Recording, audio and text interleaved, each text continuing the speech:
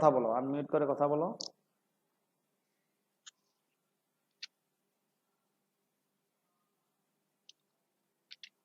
আচ্ছা যাক, আমরা শুরু করি কেমন। আমি প্রশ্নটা পড়ি। Problem C20, comparative balance sheet of Rajiv company. Rajiv কোম্পানির তুলনামূলক উদ্বৃত্তপত্র এজ অন ডিসেম্বর 30, 31 ডিসেম্বরের আর প্রেজেন্টেড ভ্যালু নিম্নে দেওয়া হলো। দেখো এখানে 2014 এবং 13 সালে দেওয়া আছে, 14 সাল দেওয়া আছে আগে, 13 সাল দেওয়া আছে পরে। ক্যাশ ক্যাশ এখানে দেখা যাচ্ছে যে বৃদ্ধি পেয়েছে, অ্যাকাউন্টস রিসিভেবল হ্রাস পেয়েছে,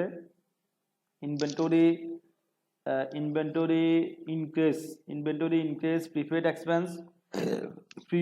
এক্সপেন্স ইনক্রিজ, না সরি ডিক্রিজ। তোমরা রেসপন্স করবা কোথাও যদি ভুল করি কেমন। তারপরে ল্যান্ড, দেখো ল্যান্ড কিন্তু decrease, equipment increase, accumulate depreciation increase, building note change, accumulate depreciation increase. তারপরে আসো টোটাল। এবার আসো liabilities and stock holder equity, accounts payable increase, bond payable decrease, common stock increase আর রিটেন আর্নিংস ইনক্রিজ। এডিশনাল ইনফরমেশনে বলা আছে operating expense include depreciation, অর্থাৎ পরিচালন ব্যয়ের ভিতরে অবচয় অন্তর্ভুক্ত আছে 42,000, অর্থাৎ অবচয় সরাসরি 42,000 টাকা বলাই আছে। তারপরে search from prepaid expense,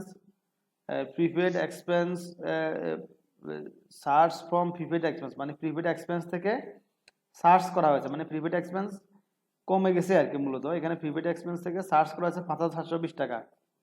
prepaid expense search করা মানে কি, এটা একটু দেখো। প্রিপেড এক্সপেন্স সার্চ করা মানে অগ্রিম খরচটা, অগ্রিম মেয়াদ উত্তীর্ণ হয়ে গেছে আর কি। মানে সার্চ করা মানে মূলত এখানে বোঝাবে মেয়াদ উত্তীর্ণ হয়ে গেছে, মানে আমার এক্সপেন্সটা আগে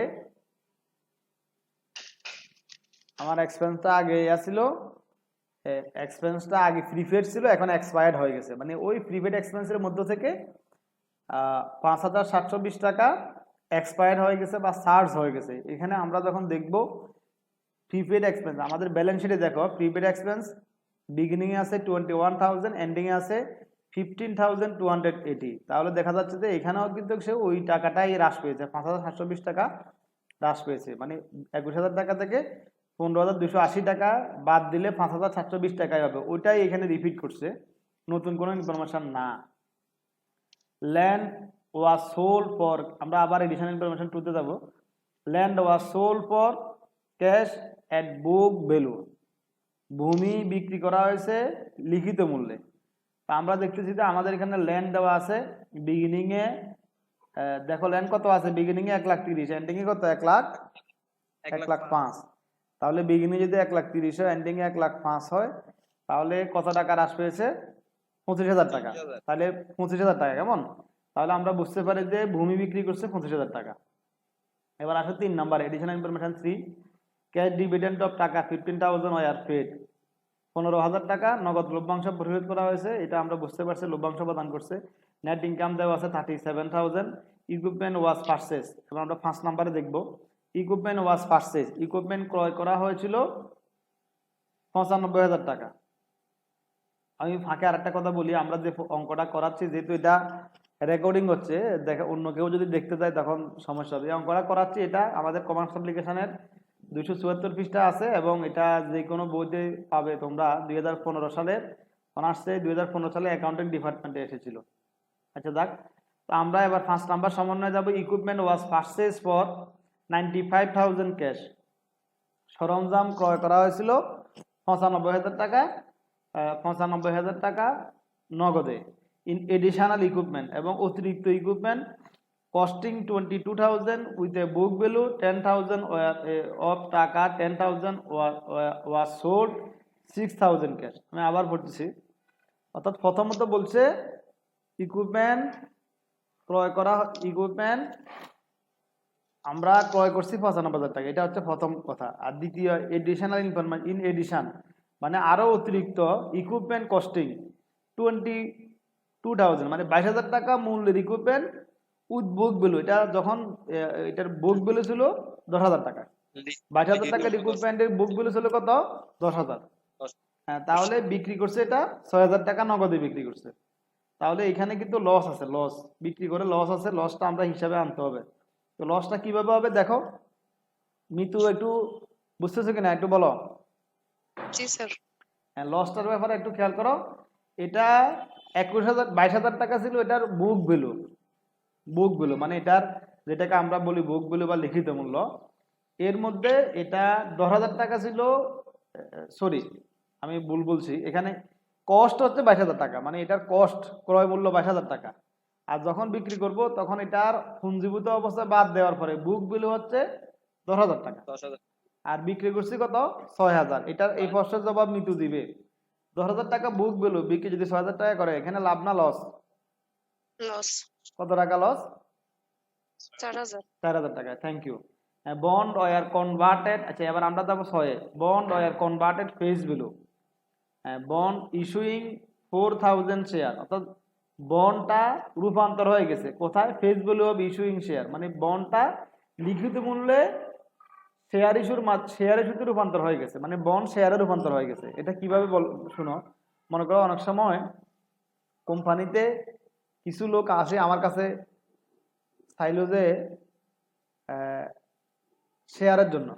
কিছু লোক এসে আমাকে বলল তা আপনাদের কোম্পানির শেয়ার দেন। তা আমরা বলবো যে না, আমাদের তো এই মুহূর্তে কোম্পানির শেয়ার নাই বা শেয়ার বিক্রি করার প্রয়োজন নাই, শেয়ার যা ছিল বিক্রি করে ফেলছি। এখন আপনি চাইলে ঋণপত্র কিনতে পারেন, যদি ঋণপত্র কিনে রাখেন, পরবর্তী যদি কখনো আমাদের শেয়ার হোল্ডাররা চলে যায় তখন আপনাকে আপনার ঋণপত্রটাকে আমরা শেয়ারে কনভার্ট করে নিব। তো এখানে ঘটনাটা এই ধরনের, বন্ড ওয়ার কনভার্টেড, বন্ড রূপান্তরিত হয়েছিল এট ফেস ভ্যালু লিখিত মূল্যে বাই ইস্যুইং 4,000 শেয়ার অফ টাকা 1, 1 টাকা করে, প্রতিটা 1 টাকা করে 40,000 শেয়ার ইস্যুর মাধ্যমে বন্ডটা রূপান্তরিত হয়েছিল। মানে শেয়ারগুলো কোন ধরনের শেয়ার? Common stock. তাহলে দেখো এখানে আমরা একটু আমাদের এই যে কম্পারেটিভ ব্যালেন্স শিটে আবার দেখব। কম্পারেটিভ ব্যালেন্স শিটে দেখেন এই যে শেয়ার, আমরা বন্ড পেয়েবল দেখবো। বন্ড পেয়েবল বিগিনিং এ ছিল 3 লাখ, এন্ডিং এ 2,60,000। বন্ড পেয়েবল 40,000 টাকা হ্রাস পেয়েছে। আর কমন স্টক বিগিনিং এ 1,60,000, এন্ডিং এ 2 লাখ, তাহলে কমন স্টক 40,000 টাকা বৃদ্ধি পেয়েছে। খেয়াল করো, বন্ড কনভার্ট হয়ে গেছে, কোথায় কনভার্ট হয়ে গেছে? কমন স্টকে। হ্যাঁ, সাধারণ শেয়ার। তো সাধারণ শেয়ারে বন্ডটা কনভার্ট হয়ে গেছে, কনভার্ট হওয়ার কারণে বন্ডের পরিমাণ কমছে, শেয়ারের মূল্য বাড়ছে। এটা কিন্তু নগদ লেনদেন না, এটা অনগদ লেনদেন। এটা কোন ধরনের লেনদেন? অনগদ লেনদেন। সো এটা কিন্তু আমার ক্যাশ ফ্লো স্টেটমেন্টে আসবে না। তো ঠিক আছে, আমরা এই অঙ্কটা করাবো, তোমরা সবাই যথারীতি গড় করে ফেলো, অঙ্কের জন্য গড় করো। জি, সবাই গড় করো। আমরা ফাঁকে একটু দেখি, চেষ্টা করি কেয়া কেন কোনো রেসপন্স করতেছে না। কেয়া শুনতেছ?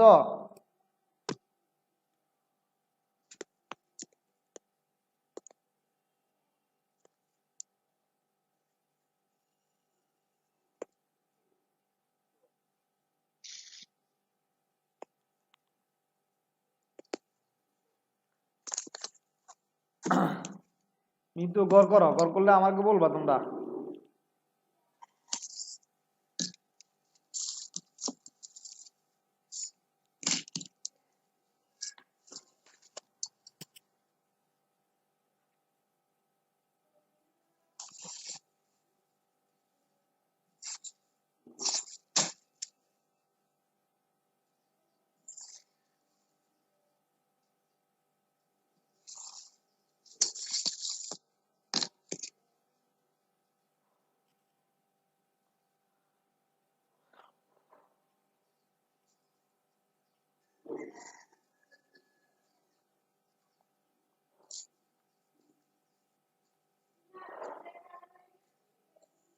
রেডি? সবাই রেডি?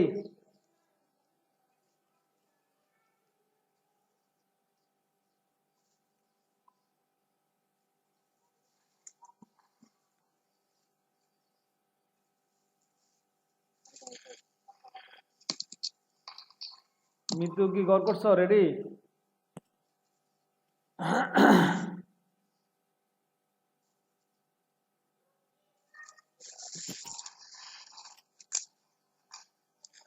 শুরু করেন স্যার।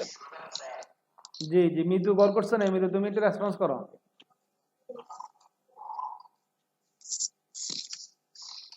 তোমার সাউন্ড শোনা যাচ্ছে না, মিতু সাউন্ড শোনা যাচ্ছে না। ভালো, সমস্যা নাই, মুরগির আওয়াজ শোনা যাচ্ছে।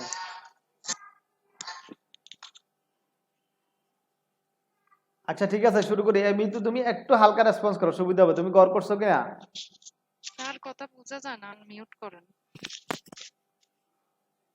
ও সরি, আমার তো সমস্যা। ঠিক আছে, সরি। আমি এখন তুমি গড় করছো? জি স্যার। তাহলে প্রথমে লিখো, এ দিয়ে লেখো cash flow from operating activities.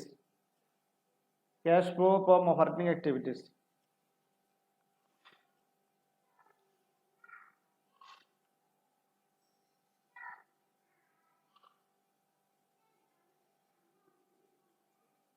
Cash flow from operating activities. আচ্ছা, তো এটা লেখার পরে প্রথমে লেখো নেট ইনকাম।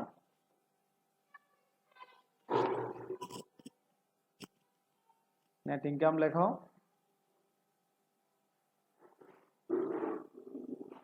এক minute.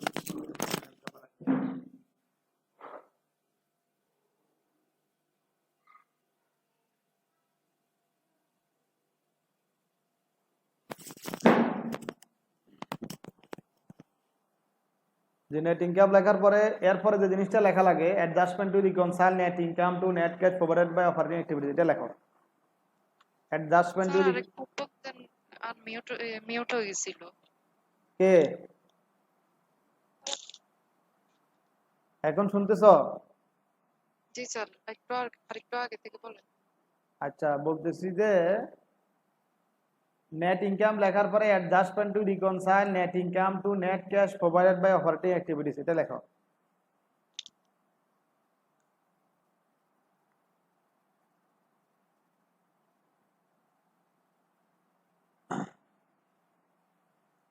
Adjustment to reconcile net income to net cash provided by operating activities.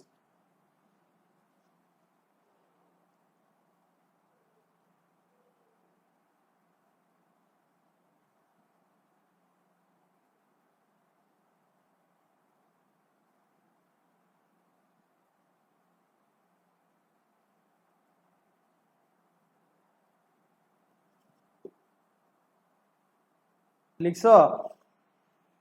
তাহলে আমরা এখানে চারটা বিষয় আমরা বলছিলাম যে আমরা যখন cash flow from operating activities করব, তখন আমাদেরকে চারটা বিষয় অনুসরণ করতে হবে। চারটা বিষয় কি কি জনি বলো তো দেখি।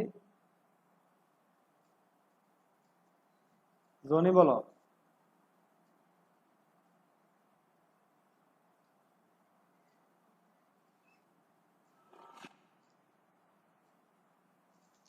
স্যার আমি বলবো।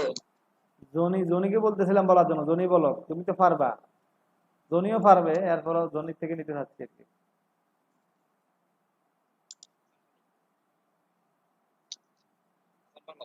কি জনি পারবা না? তাহলে মিতু বলো। মিতু বলো, চারটা বিষয় কি? মিতু বলো, বলো।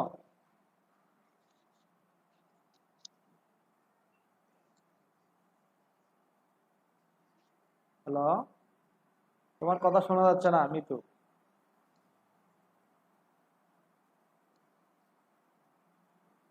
আচ্ছা বলো, হাসান বলো। জি স্যার বলতেছি।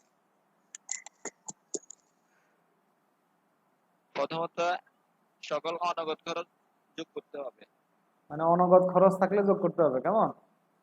জি স্যার। তারপরে তারপর হচ্ছে স্থায়ী সম্পদ বিক্রিজনিত লাভ বিয়োগ করতে হবে এবং স্থায়ী সম্পদ বিক্রিজনিত ক্ষতি যোগ করতে হবে।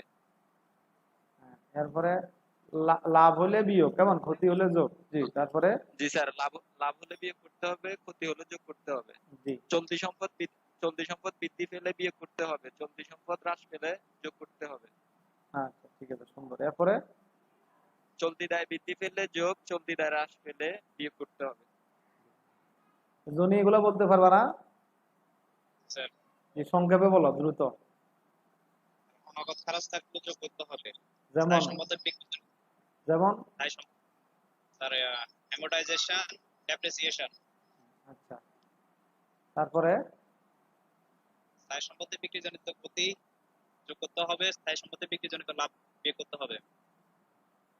আচ্ছা, এরপরে চলতি সম্পদ বৃদ্ধি পেলে বিয়োগ, চলতি সম্পদ হ্রাস পেলে যোগ, চলতি দায় বৃদ্ধি পেলে যোগ এবং চলতি দায় হ্রাস পেলে বিয়োগ করতে হবে। জি, আচ্ছা যাক, এরপরে মৃত্যু বলো, এগুলা একটু সবাই জানা দরকার আছে। জি, অনগদ খরচ থাকলে যোগ করতে হবে, যেমন ডেপ্রিসিয়েশন, অ্যামোরাইজেশন। স্থায়ী সম্পদ বিক্রয়জনিত ক্ষতি যোগ করতে হবে এবং লাভ হলে বিয়োগ করতে হবে।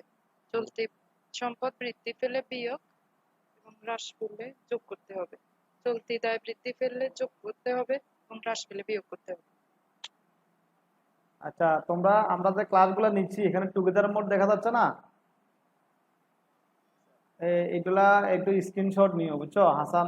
স্ক্রিনশট নিও, স্ক্রিনশট নিবা, গ্রুপে দিও যদি সম্ভব হয়, নাহলে সরাসরি ফেসবুকে দিও যে আমরা আজকে সুন্দর ক্লাস করছি, বা এখানে বিভিন্ন টুগেদার মোড দেখা গেছে, মাইক্রোসফট টিমস, এগুলা একটু শেয়ার করিও, ঠিক আছে? তাহলে অন্যরা আগ্রহী হবে। আচ্ছা যাক, ধন্যবাদ। আমরা এখানে যে নিয়মগুলা তোমাদের কাছ থেকে আমরা নিয়েছি, কেয়া রেসপন্সটা পেলে সবচেয়ে সুন্দর হতো, কিন্তু কেয়া জয়েন করে যে কি অবস্থা আছে, কি ঘুমাইতেছে না কি করতেছে, এটা তো বোঝার কোনো সুযোগ নাই। মিউট করে রাখছি। হ্যাঁ বুঝছি, অত কোনো টেকনিক্যাল প্রবলেম হচ্ছে না, এটা সে রেসপন্স করার কথা। আচ্ছা যাক, সমস্যা না। যদি ওই এর সাথে যোগাযোগ থাকে, এর মিতুর সাথে যদি যোগাযোগ থাকে, মিতু একটু ওরে SMS পাঠাবে, তুমি মিউট অবস্থা আছো কেন, রেসপন্স করতেছো না। ফাঁকে এটা করো না, আবার পড়ালেখা নষ্ট করা দরকার নাই ওইদিকে রেসপন্স করতে গিয়ে। শুনো, তাহলে আমরা প্রথমে অনগদ খরচ থাকলে যোগ করব। আমাদের এই অঙ্কে অনগদ খরচ আছে একটাই, সেটা হচ্ছে ডেপ্রিসিয়েশন এক্সপেন্স। বলা আছে এডিশনাল ইনফরমেশন 1 এ বলা আছে অপারেটিং এক্সপেন্স ইনক্লুড ডেপ্রিসিয়েশন, মানে অবসরের মাঝে পরিচালন খরচের মাঝে অবসর অন্তর্ভুক্ত আছে 42,000। তো আমরা লিখবো ডেপ্রিসিয়েশন এক্সপেন্স। দেখো, ডেপ্রিসিয়েশন এক্সপেন্স, depreciation expense,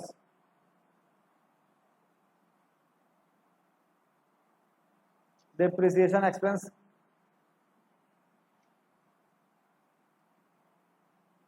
লিখছো? ডেপ্রিসিয়েশন এক্সপেন্স লিখছো? স্যার হ্যাঁ, তাহলে ডেপ্রিসিয়েশন এক্সপেন্স প্রথম কলামে লিখবে 42,000 টাকা। কেমন? 42,000। ডেপ্রিসিয়েশন এক্সপেন্স প্রথম কলামে 42,000 টাকা। হ্যাঁ, লিখছো। এরপরে পরের ধাপে কি আসবে? স্থায়ী সম্পদ বিক্রিজনিত লাভ বা ক্ষতি। স্থায়ী সম্পত্তি বিক্রিজনিত লাভ বা ক্ষতি। কেমন? তাহলে স্থায়ী সম্পত্তি বিক্রিজনিত লাভ বা ক্ষতি এখানে আছে কিনা? আমাদের একটা ক্ষতি অলরেডি আমরা ফাইন্ড করছি। কেমন? ফাইন্ড করছি। তো লেখেন loss on sale of equipment. Equipment বিক্রি করে আমাদের ক্ষতি হয়েছে 4,000 টাকা। তো লেখো loss on sale of equipment.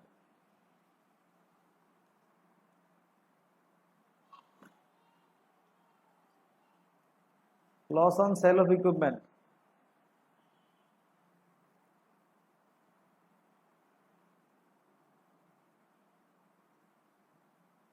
Loss on sale of equipment, এটা কত? 4,000 টাকা লিখছো না? ও ব্র্যাকেটে একটু লিখে রাখো, ব্র্যাকেটে একটু লিখে রাখো 10,000 বিয়োগ 6,000।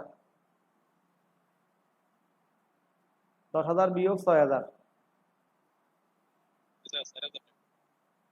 কত টাকা? 4,000। হ্যাঁ, 4,000। এবার দেখো,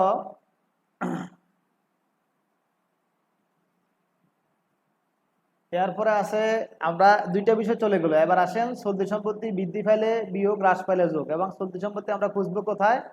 চলতি সম্পত্তি কোথায় খুঁজবো দেখো তো? ব্যালেন্স শিটের অ্যাসেটস এর দিকে। কেমন? হ্যাঁ, অ্যাসেটস এর দিকে আমরা অ্যাকাউন্ট রিসিভেবল দেখতেছি, বিগিনিং এ 62, এন্ডিং এ 44। তাহলে কত টাকা কমছে? 18,000 টাকা। কেমন? তো লেখেন, লেখেন decrease in accounts receivable, decrease in accounts receivable.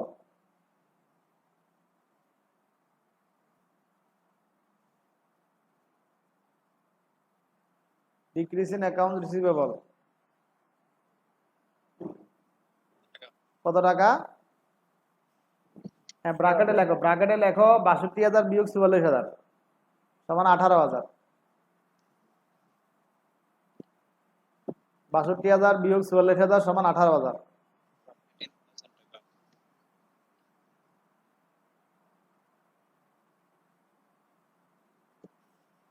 আচ্ছা এরপরে আসেন অ্যাকাউন্ট রিসিভেবলের পরে ইনভেন্টরি। ইনভেন্টরি বিগিনিং আছে 1,42,000, এন্ডিং আছে 1,51,450 টাকা, তাহলে ইনভেন্টরি বাড়ছে। আচ্ছা এখন স্যার। প্রথমে যেটা ডিক্রিজ এটা কি করছি, যোগ করছি না? জি স্যার। যোগ যোগ ঠিক আছে। এখন এবার লিখবো ইনভেন্টরি বাড়ছে, তাহলে এখন ইনক্রিজ ইন ইনভেন্টরি। এই মিতু লিখতেছো তো কেমন? Increase in inventory, increase in inventory bracket লিখবা 9,450। ব্র্যাকেটে লিখবা 9,000 কত? 450। 9,450 কেমন? সরি টাকার করে লিখবা 9,450, কিন্তু ব্র্যাকেটে কি লিখবা? ব্র্যাকেটে লিখবা 1,51,450 বিয়োগ 1,42,000। জি স্যার। 1,51,450 বিয়োগ 1,42,000।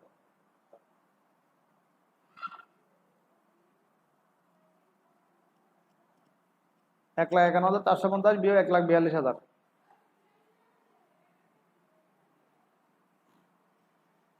তাহলে এটা গেল। এবার আসেন প্রিপেড এক্সপেন্স কমছে, লেখেন ডিক্রিজ ইন, এটা কি যোগ করছো না বিয়োগ করছো? 9,450 বিয়োগ স্যার। বিয়োগ কেমন?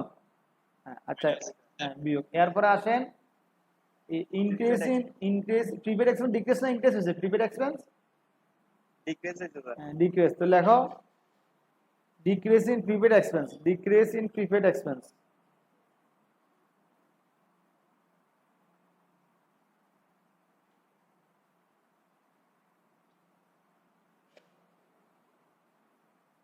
ডিক্রিজ ইন প্রিপেড এক্সপেন্স কত টাকা? এখানে ব্র্যাকেটে লেখো 21,000 বিয়োগ 15,280। Equal to 5,720। হ্যাঁ তাহলে কত? 5,720। 20 আজকে ওকে, তাহলে ঠিক আছে। অ্যাসেটস গুলা গেল কেমন? আচ্ছা এবার একটু দেখি আমরা, ওই মিতুর একটু রেসপন্স কম, একটু ওই এরা যেভাবে রেসপন্স করে এরকম রেসপন্স করলে ভালো হবে। মিতু বলো তো আমরা এরপরে কি লিখবো?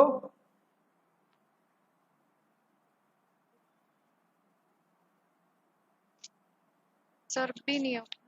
তুমি কি এই মোবাইলটা কি তোমার হাতে হাতে রাখছো নাকি? না স্যার। হ্যাঁ, এটা ওই যে টেবিলে বই টই বা কোনো কিছু দিয়ে টেবিলে রাখবা, টেবিলে রেখে তাহলে কথা বলবা এবং রেসপন্স করলে সুবিধা, তাহলে তুমি বুঝতেছো, বোঝা যাবে। আমাদের স্টুডেন্ট আছেই, আমরা আছি এখন 4 জন, কিন্তু 4 জনের ভিতরে 3 জন আমরা এখন জাগ্রত আছে, আর একজন কি অবস্থা আছে আল্লাহ জানে, আল্লাহ ভালো রাখুক তাকে। এই জন্য একটু সবাই রেসপন্স করবা, যাতে আমি চাই যে আমার টার্গেট হচ্ছে আমরা এই অনলাইন লার্নিংটা যেন আমাদের অফলাইন লার্নিং এর থেকে একেবারে কম না হয়, সমান হবে না বা সমান না হলেও বেশি তো হবে না। ঠিক আছে, আজকে আমি আমার ইন্টারের এদের ক্লাস নিয়েছি, এরা মোটামুটি সন্তুষ্ট আছে। ওরা শুধু বোর্ডের লেখা, বোর্ডে যে লিখছি বোর্ডের লেখাটার ব্যাপারে বলছে যে স্যার এটা একটু ঝাপসা আছে, আর বাকি সব ঠিক আছে। আর তোমাদের তো বেশিরভাগ এই মুহূর্তে আমরা আপাতত বোর্ডে লেখা লাগতেছে না, যখন লিখবো তখন আমরা লিখবো, সমস্যা নাই। ওকে, তো সো আমরা এবার লাইবিলিটিস, মিতু বলো লাইবিলিটিস আমরা কোথায় যাব? অ্যাকাউন্টস পেয়েবল বাড়ছে না কমছে বলো?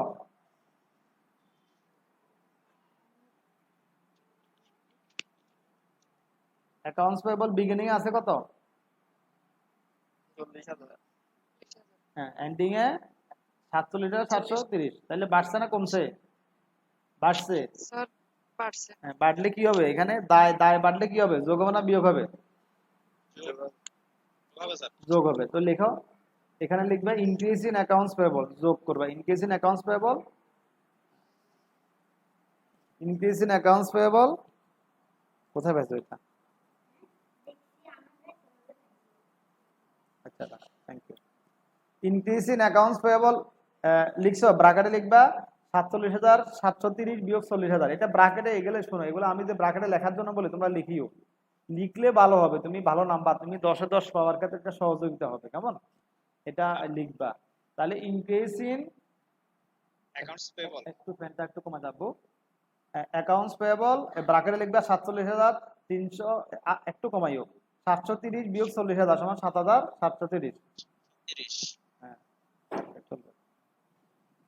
এরপরে আসো, আর আছে কিনা কারেন্ট, মৃত্যু দেখে বলো তো কারেন্ট লাইবিলিটিস কি আর আছে কিনা? না স্যার। আচ্ছা, কারেন্ট লাইবিলিটিস আর নাই, তাহলে এখানে আমরা লেখার মতো আর কিছু নাই, কেমন? তাহলে কয়টা যোগ হয়েছে? যোগ হয়েছে আমাদের এখানে মোট আইটেম 6টা, 6টার ভিতরে 5টা যোগ, একটা বিয়োগ। একটা বিয়োগ। তো যোগ বিয়োগ করে ফলাফলটা সেকেন্ড কলামে পাঠাও।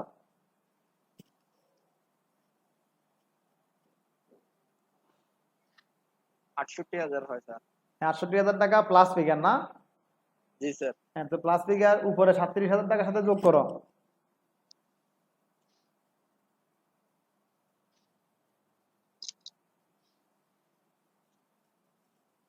এক লাখ 5,000। উপরে 37,000 টাকার সাথে যোগ করো, কেমন? 1,05,000 আছে। 1,05,000 পজিটিভ না নেগেটিভ? Positive sir. আচ্ছা, পজিটিভ বলে জনি বলো তো, পজিটিভ বলে আমরা কি লিখবো এখন? Net cash provided from operating activities. Provided কেন লিখবো বলো তো? স্যার এটা প্লাস ফিগার। প্লাস ফিগার তো ঠিক আছে, প্লাস ফিগার হলে প্রোভাইডেড কেন লিখবো বলতে পারবা? মিতু বলতে পারবা কেন প্রোভাইডেড লিখবো? হ্যাঁ? মেথডের কারণ। না না না, এটা না। হাসান বলো তো। প্রোভাইডেড কেন লিখবো এটা? হ্যাঁ হ্যাঁ,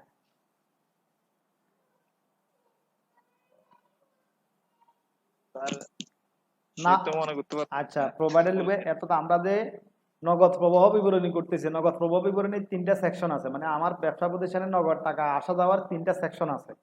সেকশন গুলো হচ্ছে অপারেটিং, ইনভেস্টিং আর ফিনান্সিং। অপারেটিং, ইনভেস্টিং আর ফিনান্সিং। তো এটা দেখা যায় যে কখনো কখনো কোনো কোনো সেক্টর থেকে টাকা আসে, কোনো কোনো সেক্টর থেকে সেক্টরে টাকা যায় যায় কেউ আমাদেরকে টাকা দেয়, কেউ আমাদের থেকে টাকা নিয়ে যায়। ঠিক আছে? তো এখন অপারেটিং অ্যাক্টিভিটিসে টাকা পজিটিভ আছে। পজিটিভ মানে কি? তারা আমাদেরকে টাকা দিছে, আমরা পাইছি, তাহলে তারা আমাদেরকে প্রোভাইড করছে। ঠিক আছে? আর যদি তারা টাকা নেগেটিভ হতো, নেগেটিভ হলে কি হতো? মানে তাদেরকে আমরা টাকা দিছি, তাহলে এটা হতো ইউজড। বিষয়টা মিতু বুঝছো তো? সামনে আগামী দিন থেকে একটু নিক নেমটা লিখিও, ঠিক আছে? আমি ওই যে স্ক্রিনের দিকে তাকাই বারবার আফসানা বলে ফেলি, বুঝছো? যেটা তোমার আমরা চিনি এটা লিখবা, কেমন? তাহলে সুবিধা হবে, জয়েন করার সময় লিখলে চলবে, অসুবিধা নেই। ঠিক আছে? হ্যাঁ, তাহলে বলতেছি যে এটা বুঝছো, মানে এটা বোঝানোর উদ্দেশ্য যে তুমি যাতে কখনো ভুল না করো। পজিটিভ হলে তারা আমাদেরকে দিছে, প্রোভাইড করছে, আর নেগেটিভ হলে তারা আমাদের থেকে নিয়ে গেছে, ইউজ করছে, অতিরিক্ত নিয়ে গেছে, দেয়া তো দূরের কথা, নিয়ে গেছে, এটা হবে ইউজ। আচ্ছা, ওকে। তাহলে এটা লিখছো তো, 1,05,000 টাকা লিখছো না? এবার আমরা বি দিয়ে লেখো, cash flow from investing activities. লেখো cash flow from investing activities. Cash flow from investing activities.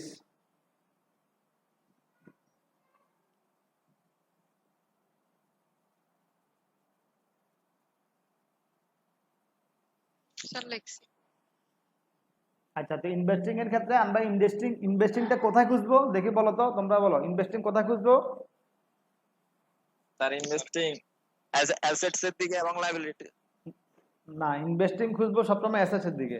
Assets financing খুঁজবো লায়াবিলিটিস এর দিকে। আর ইনভেস্টিং অ্যাসেটস এর দিকে বলতে কোন অ্যাসেট? আবার মানে কারেন্ট অ্যাসেটস এর দিকে দেখা দরকার না, ফিক্সড অ্যাসেট এবং বিনিয়োগের দিকে দেখবো, ফিক্সড অ্যাসেট এবং ইনভেস্টমেন্ট আছে কিনা দেখবো। মানে আমি এগুলো বলতেছি তুমি সহজে অঙ্কটা করার জন্য, অল্প সময়ের ভিতরে অঙ্কটা কৌশলে করে ফেলার জন্য, কেমন? তো আমরা অ্যাসেটস এর দিকে দেখবো, ল্যান্ড এবং ইকুইপমেন্ট আছে, কেমন? ল্যান্ড, ইকুইপমেন্ট, বিল্ডিং, এই 3 ধরনের সম্পদ আছে। আমরা প্রথমে ল্যান্ডে যাবো।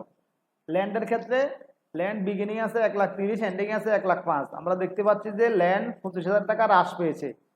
তাহলে এখানে কি বোঝা যায়? ল্যান্ড 25,000 টাকা হ্রাস পেয়েছে, মানে আমরা ল্যান্ড কি করছি? বিক্রি করছি।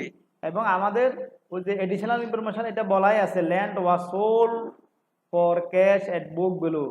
আমাদের ভূমিটা লিখিত মূল্যে বা বুক ভ্যালুতে বিক্রি করা হয়েছে 25,000 টাকা। সো ল্যান্ড বিক্রি করলে আমার নগদ টাকা বাড়বে না কমবে? জমি বিক্রি করলে নগদ টাকা বাড়ে না কমবে? বা কি বল, বিক্রি করলে বলে কমবে? তাহলে জমি বিক্রি করলে নগদ টাকা বাড়বে। তো বাড়লে যোগ হবে, লিখো sale of land. Sale of land,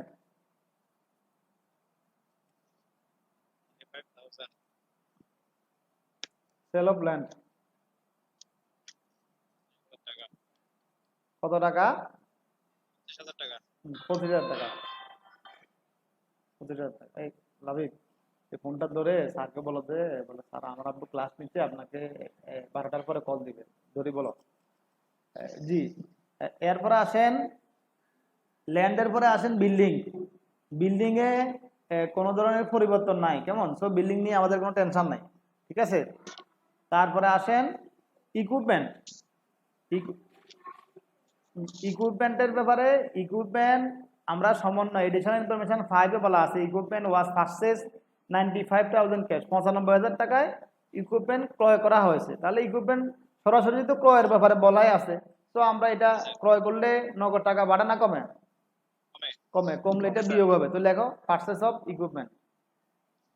purchase of equipment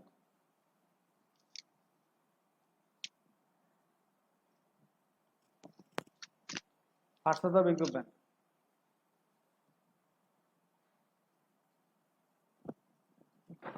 তাহলে পারচেজ অফ ইকুইপমেন্ট কত টাকা? 95,000 টাকা। 95,000 হ্যাঁ, 95,000 টাকা ব্র্যাকেটে লেখো, এটা বিয়োগ। ওকে। স্যার। এরপরের ব্যাপারটা আমি মৃত্যুর কাছে প্রশ্ন করব, কেমন? In additional equipment costing 22,000 with book value 10,000, অর্থাৎ একটা অতিরিক্ত ইকুইপমেন্ট 22,000 টাকা মূল্যের, যেটার বুক ভ্যালু ছিল বা অর্থাৎ অবচয় বাদ দেওয়ার পরে মূল্য ছিল 10,000 টাকা, বিক্রি করা হয়েছে কত টাকা? 6,000 টাকা। হ্যাঁ স্যার, তাহলে এটা কি হবে দেখি, মৃত্যু বলো তো, এটা কি হবে? এটা হবে সেল অফ ইকুইপমেন্ট। এটা সেল অফ ইকুইপমেন্ট কত টাকা? টাকা কত?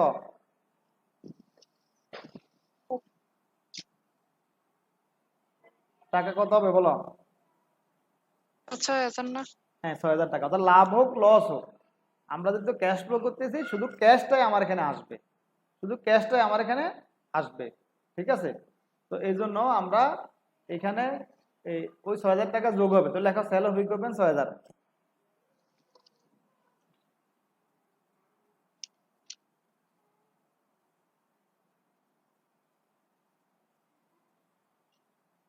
স্যার লিখছি। Sale of equipment 6,000। এরপরে আসেন, এটা লেখার পরে আর নাই, শেষ। এবার হিসাব করে ফেলেন, এই দুইটা হিসাব করলে মাইনাস ফিগার হবে 64,000 টাকা। স্যার। মাইনাস ফিগারে আমরা কি লিখবো বলো, তোমরা বলো। মাইনাস ফিগার আছে কি? cash used by হ্যাঁ, investing activity. লিখো Net লিখো, cash net used cash use by investing activities. সুন্দর, লিখো net cash use by investing activities.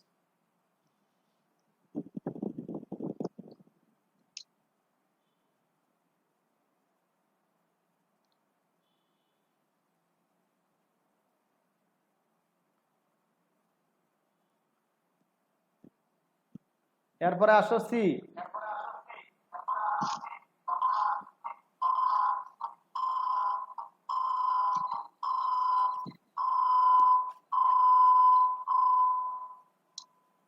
C সিতে কি লিখবা? Cash flow from, financing activity. লিখো cash flow from financing activities.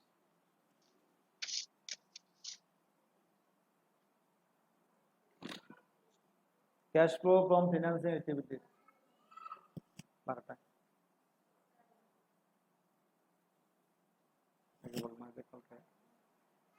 Cash flow from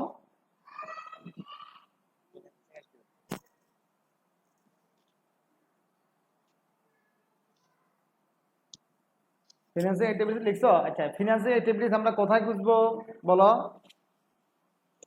Liabilities, sir. Liabilities. Liabilities এর দিকে শুধু দুইটা জায়গায় আমরা খুঁজলে হবে, একটা হচ্ছে বন্ড, একটা হচ্ছে কি কমন শেয়ার, কেমন?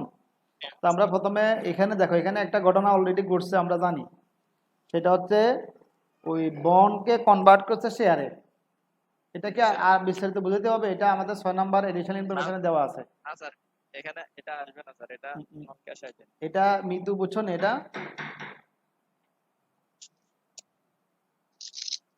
দ্বারা খোলো, বুঝছো না? স্যার। আচ্ছা, তাহলে এটা যেহেতু কনভার্সনটা আসবে না, কনভার্সনটা আসবে না, তো কনভার্সনটা যেহেতু আসবে না, সেহেতু এখানে শুধু ওই যে ডিভিডেন্ড পেড করছে 3 নাম্বার সমন্বয়, ও ডিভিডেন্ড পেডটা আসবে। আসো, দাদা বন্ধ করে দাও। শুধু কনভার্সনটা আসবে না, শুধু ডিভিডেন্ড পেডটা আসবে, কেমন? তো সো আমরা লিখবো ডিভিডেন্ড পেড, অথবা এই বইতে যেভাবে লেখা আছে payment of cash dividend.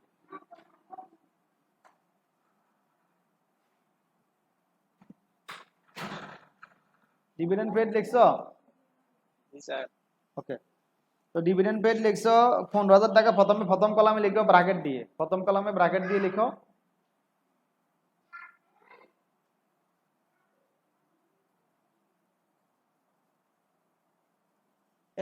Sumaiya, Sumaiya রে, সুমাইয়া, ওই শ্যামারে টাকা লই, শ্যামারে লাভ করে ফাটাও না, লই এক না দোকান থেকে।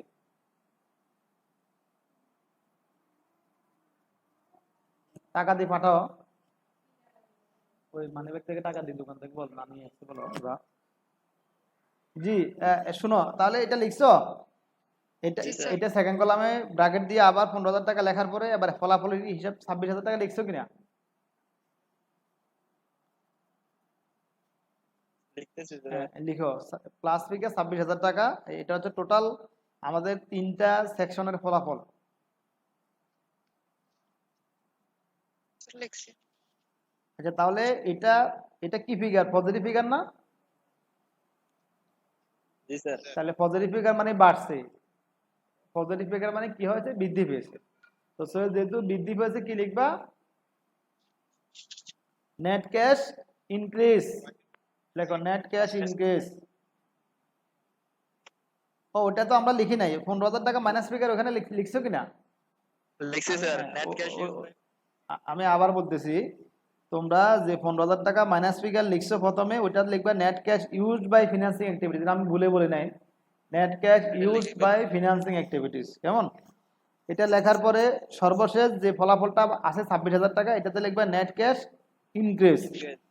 ইনক্রিজ হলে এবার লেখো অ্যাড।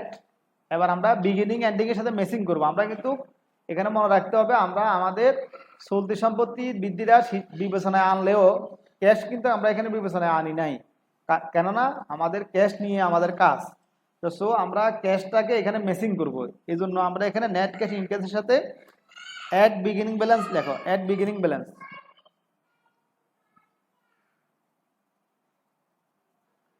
লিখবা add beginning cash balance, add beginning cash balance. লাভিব তনুকা, তোমরা আস্তে কথা বলো। লাভিব তনুকা, আস্তে কথা বলো। তাহলে কি লিখছো? Add beginning cash balance. Beginning cash balance 45,000 টাকা। 45,000 যোগ করো।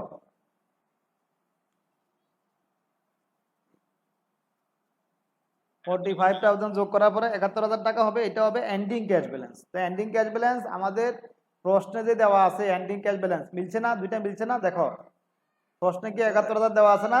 এখন কিন্তু আমরা বুঝতে পারছি যে আমাদের অঙ্কটা মোটামুটি হয়েছে। আমরা এটা যদি অঙ্কের ভিতরে কোনো অন্য কোনো ঝামেলা না থাকলে আমরা অঙ্কটা হয়েছে এটা আমি আইডিয়া করতে পারি বা নিশ্চিত হতে পারি। তাহলে 71,000 টাকা যেটা বেড়েছে সেটার নাম লেখো ending cash balance. Ending cash balance.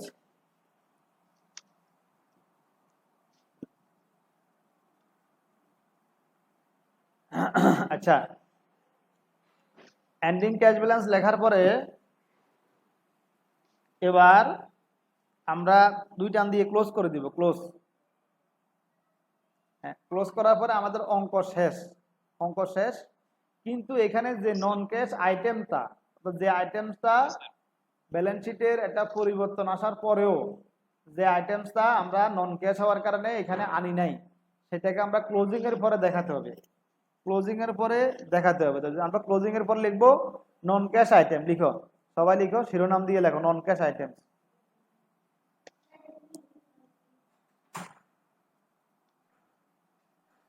লিখছি। নন ক্যাশ আইটেম লিখিয়ে কলন দাও। কলন দিয়ে নিচে লেখো conversion of bond by issuance of common stock. Conversion of bond by issuance of common stock. Conversion of bond by issuance of common stock.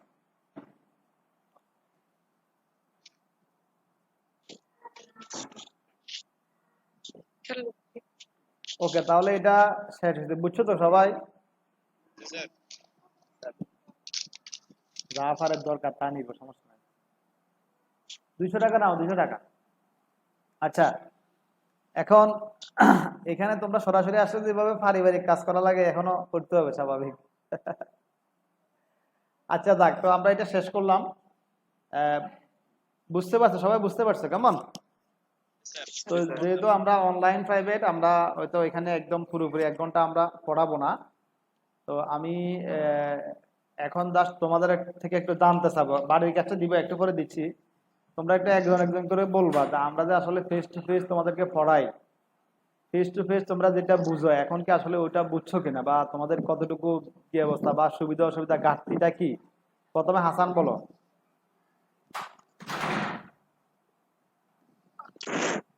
Sir আলহামদুলিল্লাহ ভালোই বুঝে গেছে স্যার। ফেস টু ফেস যতটুকু বুঝে গেছে তার থেকে কম না স্যার, মানে আমার দিক থেকে। আচ্ছা ঠিক আছে, আলহামদুলিল্লাহ। এবার এবার জনি বলো।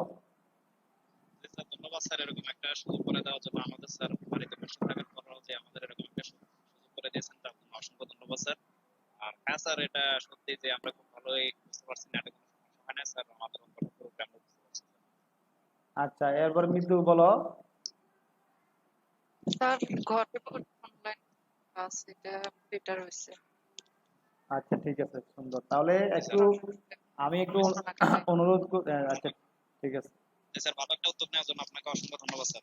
আচ্ছা ধন্যবাদ, তোমরা তো কষ্ট করে জয়েন করছো। দেখো আমরা কিন্তু এই মাইক্রোসফট টিমস ইউজ করাটা অনেক ক্ষেত্রে আমাদের সারা দেশের অনেক টিচারও কিন্তু এটা ইউজ করতে চায় না, কঠিন। আমরা যে বিভিন্ন ট্রেনিং গুলো পরিচালনা করি। আচ্ছা, আমি আনুষ্ঠানিক ক্লাসটা শেষ করে দিই কেমন, আমার রেকর্ডিং অফ করে দিব, ঠিক আছে?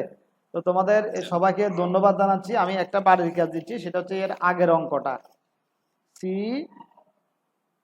আচ্ছা না, এটা পারবে না। 19 নাম্বারটা তোমাদের একটু সমস্যা হবে, 19 নাম্বারের সমস্যা হবে। 18 17 নাম্বার অঙ্কটা কি বাড়ির কাজ দিছিলাম কখনো? স্যার 17 নাম্বার তো ডাইরেক্ট ইনডাইরেক্ট দুইটাই আচ্ছা 17 নম্বরে তোমরা ইনডাইরেক্টটা তোমরা করবা, আর আমি ডাইরেক্টটা তোমাদেরকে আগামী দিন করাবো। 17 নম্বরে তোমরা ইনডাইরেক্টটা করবে, আমি ডাইরেক্টটা করাবো। আর বাড়ির কাজটা অবশ্যই করে ছবি তুলে তুমি আমাদের গ্রুপে দিয়ে দিবা, কেমন? গ্রুপে দিয়ে দিবা। এটা হচ্ছে বিষয়। তো সবাইকে ধন্যবাদ জানিয়ে